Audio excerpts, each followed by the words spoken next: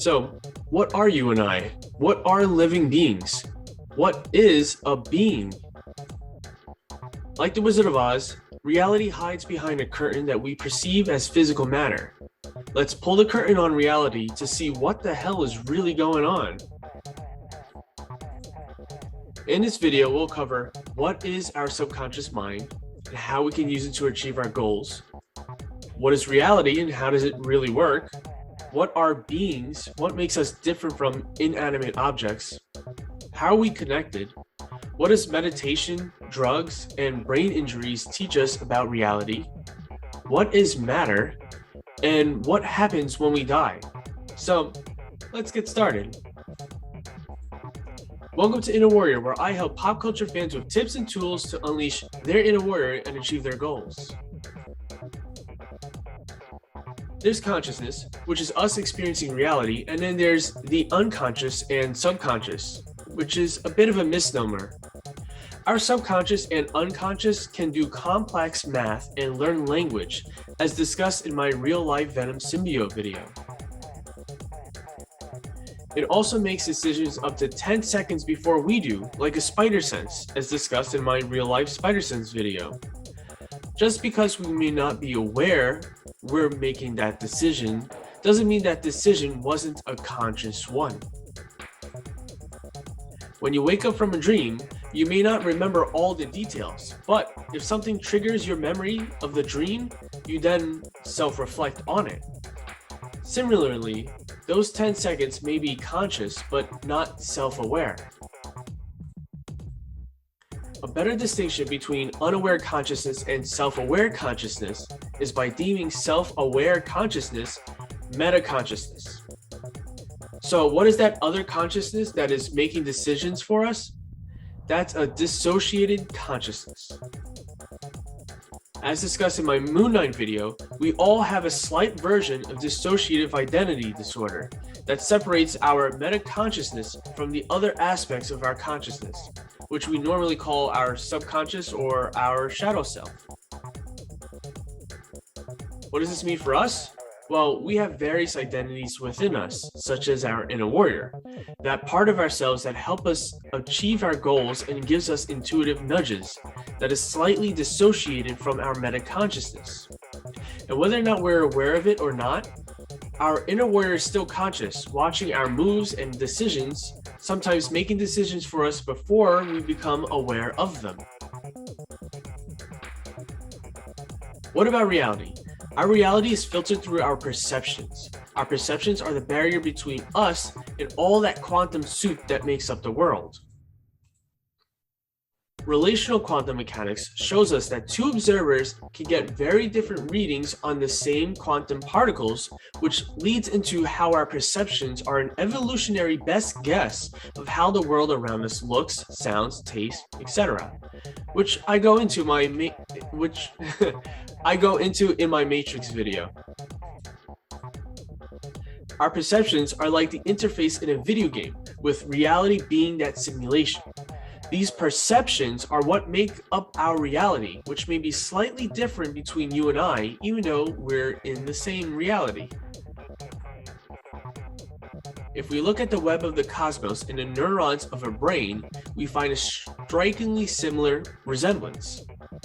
And if we take into effect the fact that we may very well be in the shared dream of this universal consciousness, and things begin to make a bit more sense. By the way, which one do you guys think is the cosmos and which one do you guys think are the neurons? I'd be interested to find out what you guys think.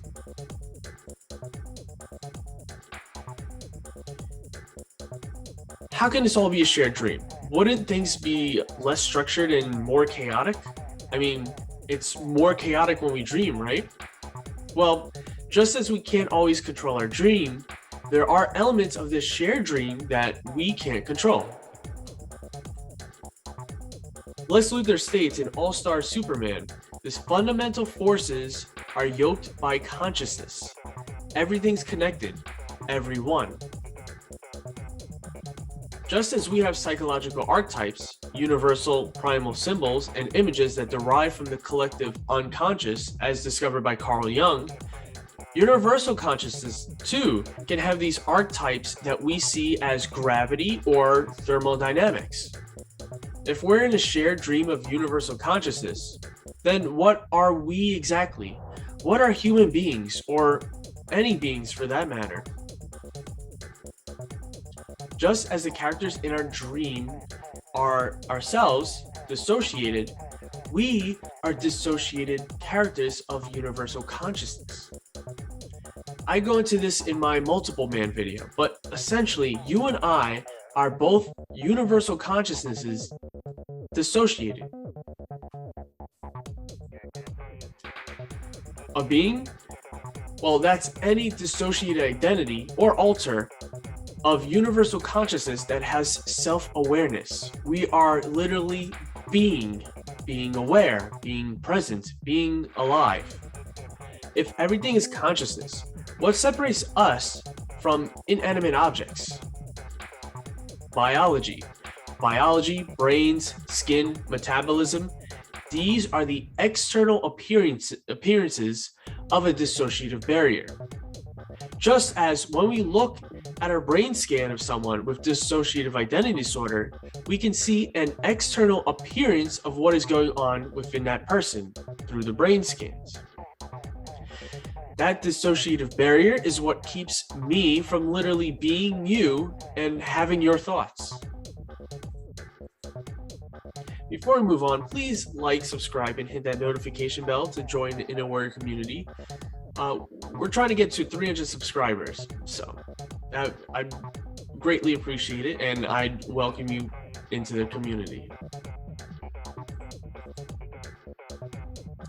So, can that dissociative barrier sometimes dissolve or break down? Through brain scans of those of alleged mediums undergoing trances and those using psychedelic drugs and experiencing self-transcendence, we can see that brain activity actually decreases when their awareness expands. But what does that mean? That means their dissociative barrier is dropping, which is why they can experience rich inner experiences while their brain is showing the opposite effect.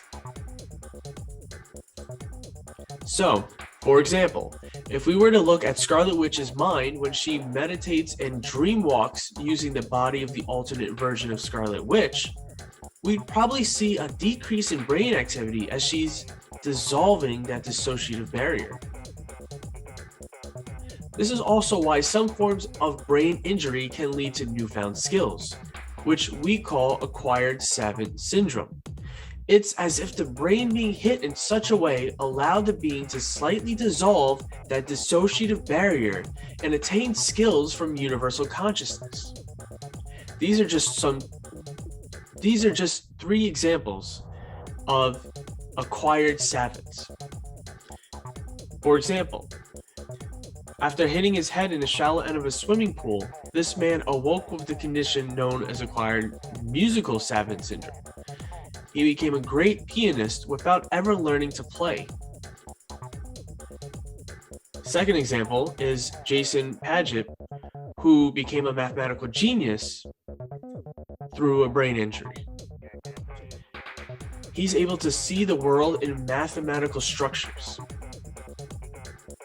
Third example, a former car salesman awakes with new painting talent after a violent car crash that left him with a traumatic brain and savant artistic abilities that suddenly strike 1 in 1 million people.